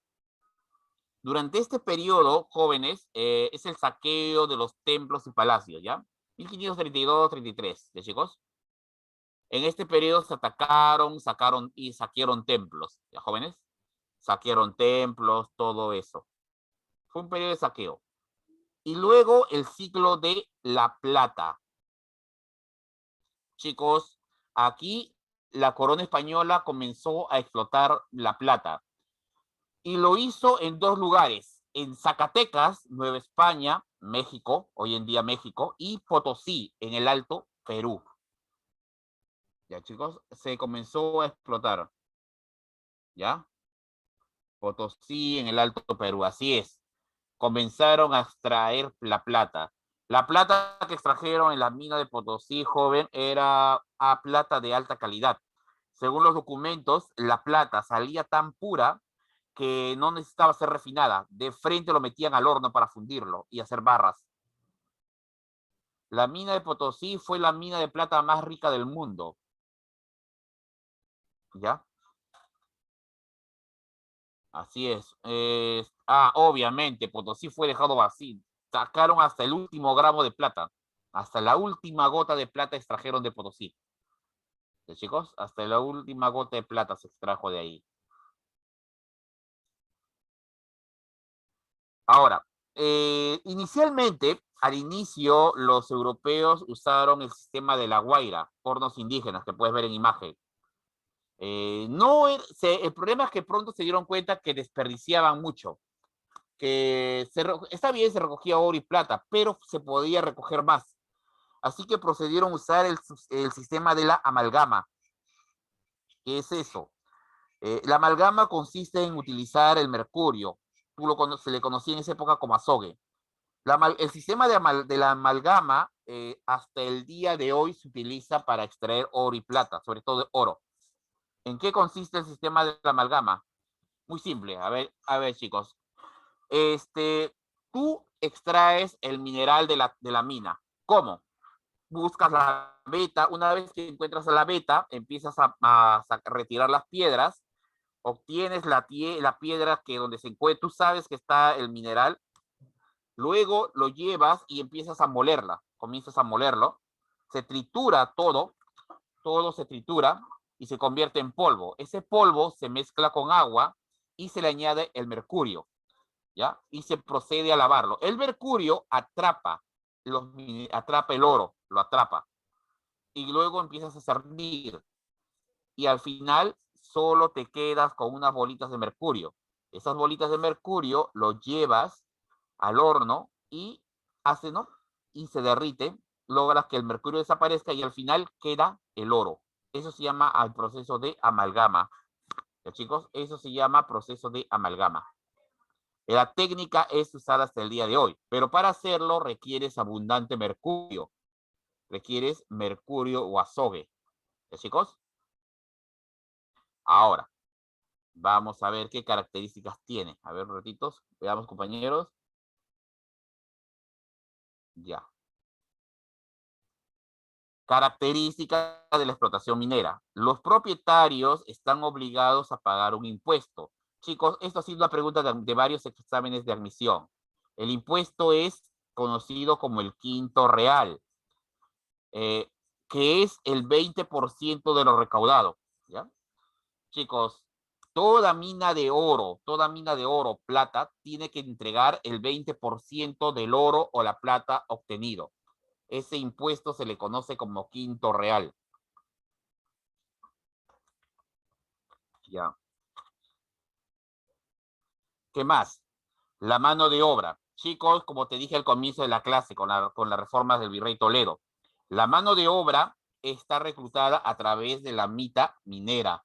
Chicos, a través de la mita minera. Recuerda, los corregidores ordenaban a los caciques que estos vayan de pueblo en pueblo y recluten indios para la mina.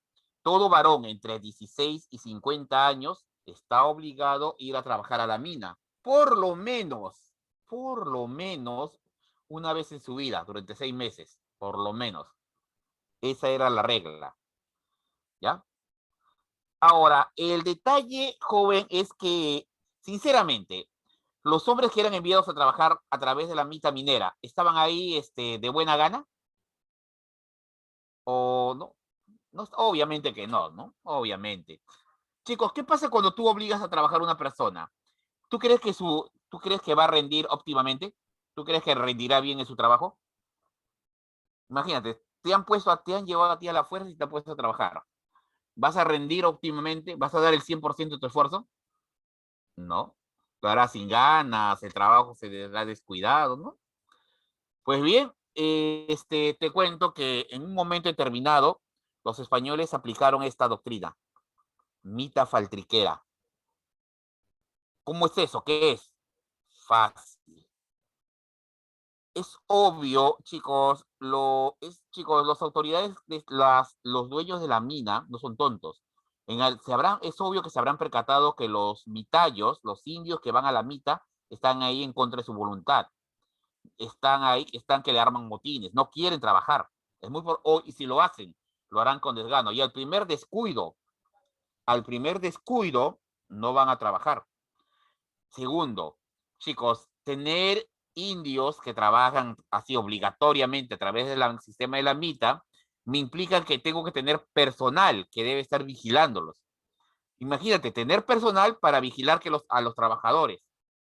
Chicos, es una mina de oro. Pueden asaltarlos, pueden robarles. Y ese personal de seguridad debe estar afuera protegiendo, no adentro vigilando a los trabajadores. O sea, hay pérdida de riqueza aquí. Así que alguien, no sabemos exactamente quién, tuvo la idea de establecer la mita faltriquera.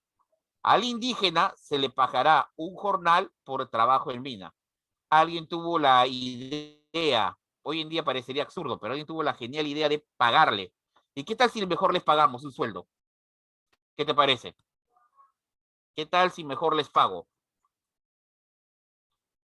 Chicos, ahora que les vamos a pagar un sueldo, te hago la pregunta.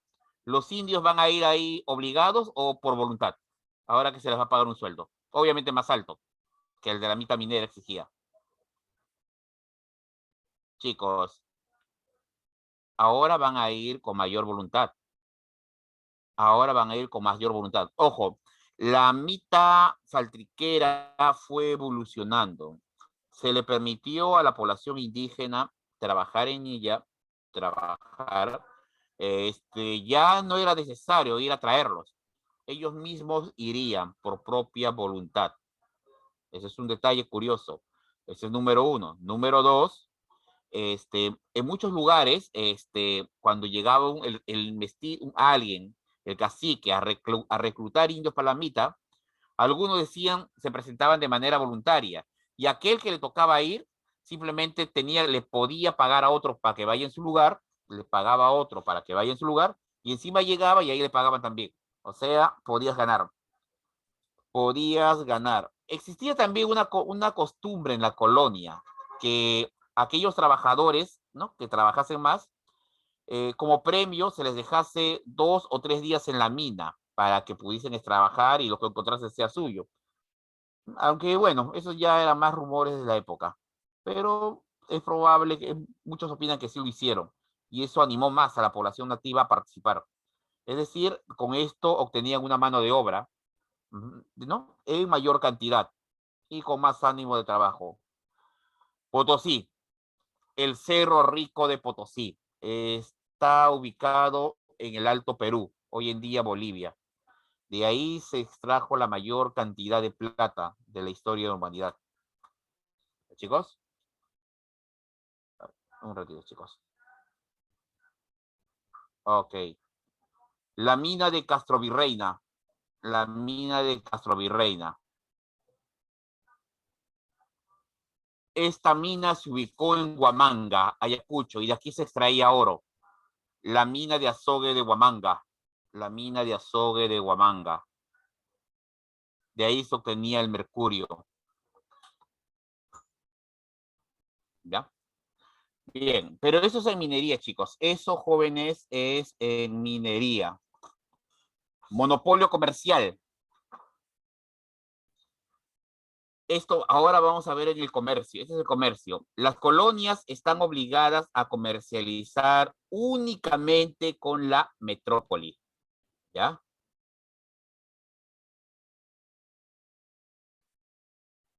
Ahora bien, el problema, chicos, una pregunta, chicos, ¿cuál es el peligro? Un monopolio, ustedes que llevan economía, ¿un monopolio es bueno o malo para la economía de la población? Malo. Malo. ¿Por qué es malo? La razón es el precio. Tú pagas más cuando hay monopolio. ¿Sabes eso, no? Pagas más y el producto por lo general es de baja calidad. Y eso fue lo que se vio en la colonia. España ordenó que las colonias solo podían negociar con la metrópoli, o sea, con España. Pero lo peor de todo era que ni siquiera España tenía industria. Eso fue lo peor. España no tenía una industria manufacturera. Eso fue lo que más llamó la atención. España le había entregado concesiones especiales ¿no?, a sus posesiones en Italia y en Alemania para que comercializaran directamente con la colonia. La corona española solo se limitaba a cobrar impuestos. De esa manera hubo prohibiciones expresas a que se elaborase algo aquí en la colonia. ¿Ya? Los productos que llegaban de Europa, por obvias razones, transportes, son más caros y al no tener competencia, su precio se elevaba. ¿Ya? Ahora, si a este proteccionismo se le va a agregar que quedaba prohibido establecer y desarrollar industria en la colonia. Queda terminantemente prohibido. ¿Ya? Vamos a ver ahora las instituciones que regulan el comercio. ¿Ya, chicos? Ya, las instituciones que... Primero, tenemos la Casa de la Contratación. A ver, ¿de qué trata la Casa de la Contratación, chicos? Mira, número 1, regula el comercio y la migración entre España y las colonias. De eso se trata. Primera sede, Sevilla. Y la segunda sede es en Cádiz.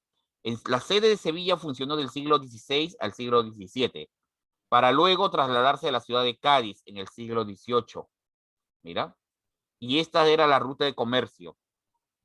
¿Ya?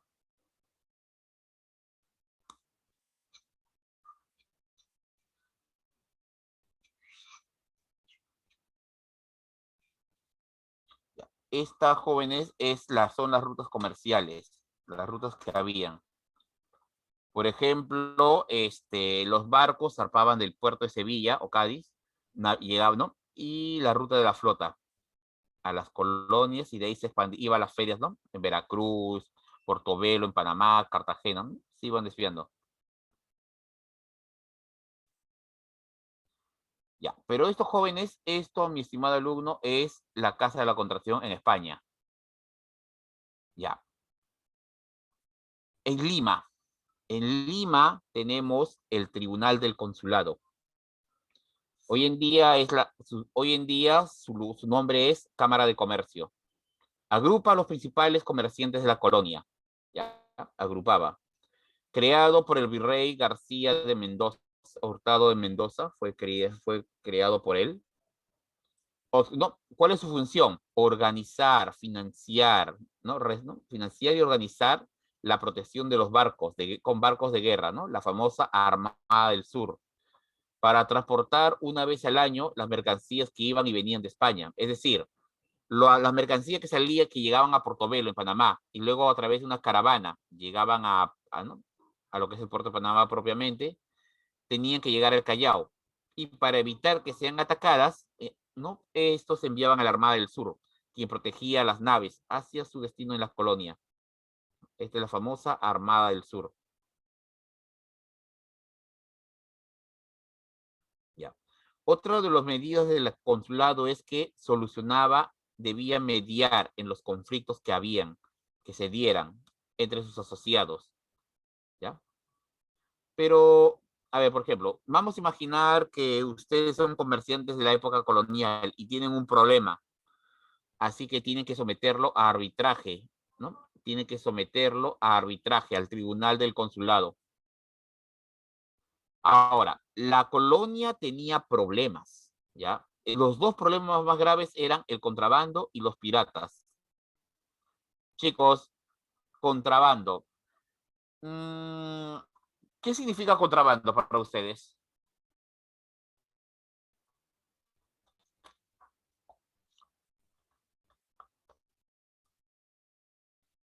A ver, ¿qué significa contrabando para ustedes, jóvenes?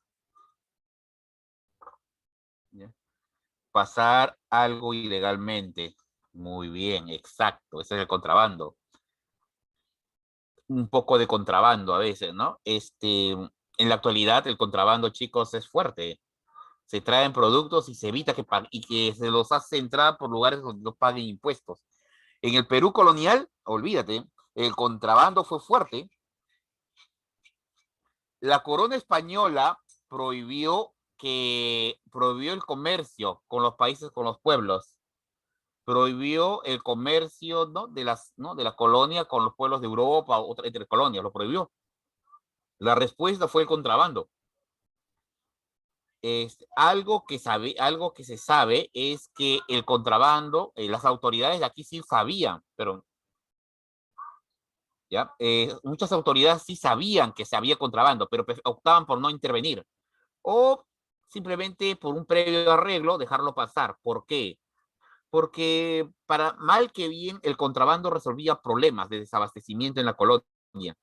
Resolver algunos problemas. Pero el contrabando era suave. Ya, el contrabando sí en gran escala, pero no un problema grave para que amenazara la seguridad no era todavía. El verdadero problema eran los piratas y corsarios. ¿Ya? Aquí tenemos una nave corsaria inglesa atacando a un galeón español. ¿Ya? Chicos, los piratas solían atacar a los barcos, a las naves en alta mar, solían atacar. La idea era robarles. Si era corsario, era porque estaba al servicio de alguna corona, en este caso Inglaterra. Luego tenemos la producción manufacturera, ¿ya chicos? La producción manufacturera. Se empezó a producir aquí. Claro, lo malo es, chicos, que enseñarle a los indígenas, bueno, ya están viendo cuál era el trato que le daban a la población indígena. Con el tiempo, los artesanos indígenas empezaron a producir en cantidad, ¿ya? Se establecieron obrajes, que eran talleres textiles, al cual debían acudir los indios de las cercanías, mita obrajera. Eso se llamaba mita obrajera. Tenían que trabajar ahí y prestar una cuota forzada para el trabajo, en beneficio de sus explotadores. Ahora, hay un detalle, chicos.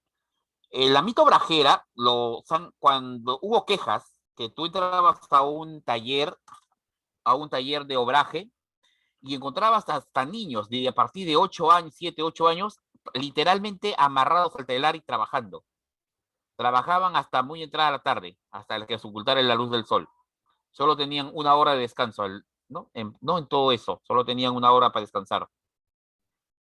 Las quejas sobre el abuso en los talleres fue alta, todos se quejaron, pero hay un detalle que dejamos escapar. Chicos, en Europa también se veía esto, en aquella época, en Europa, que obligaran a la gente a trabajar así desde que sale el sol hasta que oscureciera. ¿Tú qué dices? La respuesta es sí. Lamentablemente, ni para hacer comparaciones, en esa época no podía hacer comparaciones, porque en Europa era igual o a veces hasta peor. A veces hasta peor. Lo que pasa, chicos, es que esos son los albores de la producción, ¿ya? Y no mejoraría, sería peor todavía cuando se llegue a la revolución industrial, sería peor todavía el trato a los trabajadores. Se tuvo que esperar hasta la época de las grandes huelgas para las conquistas. Sí es, hasta la llegada de la inflación. Pero bueno, la cosa que así producíamos. Ya. Ahora, los obrajes eran fuentes de riqueza, ¿ya? Eran fuentes. Dato curioso, dato curioso. Aunque no lo creas, la corona española trató de prohibir y cerrar algunos de estos. ¿Por qué? No es porque fueran buena gente, sino que estaban en su proceso de monopolio. Lo que se producía aquí le hacía competencia a la producción. Aunque se suponía, en teoría, que debían producir productos de baja calidad. En la práctica podían hacer de todo, en la práctica. Pero bueno. Luego tenemos los chorrillos, pequeños centros textiles que funcionaban clandestinamente en la casa de sus propietarios. Eso era otro, chicos, el chorrillos. El chorrillo es un centro textil, pero es clandestino. Ya, es clandestino. Ahora tenemos la agricultura y la ganadería. La agricultura y la ganadería no tuvieron la importancia, no recibieron el interés necesario. Ya, chicos, no recibieron el interés. Llegaron a prohibir. Ese fue el problema, chicos, es que llegaron a prohibir. Miren, llegaron a prohibir el cultivo de algunos productos. Llegaron a prohibir el cultivo de la vid y el olivo. Para que no hicieran competencia los vinos y aceites de la isla. Así era la colonia. Las mejores tierras de cultivo fueron repartidas entre los invasores, ¿no? Surgió la base del latifundismo. Aquí surgirían pronto las bases. Habían plantaciones para el cultivo de algodón, caña, todo eso, ¿no? Las haciendas en la sierra, para la producción de productos pan llevar, y la estancia que estaba dedicada a la cría de ganado. ¿Ya, jóvenes? La moneda fue introducida a partir de 1565, cuando se autorizó la creación de la Casa de la Moneda, ¿ya? Es decir, aquí se podía, jóvenes, acuñar nuestra propia moneda. Se podía acuñar nuestra propia moneda. Luego tenemos los impuestos coloniales, pero eso ya lo vamos a ver en la siguiente clase, chicos, a partir de ahí. Bien, dejamos de compartir. Dejamos de compartir. Bien, chicos, como se han dado cuenta, el tema Perú Colonia es un tema extenso. ¿Ya, jóvenes?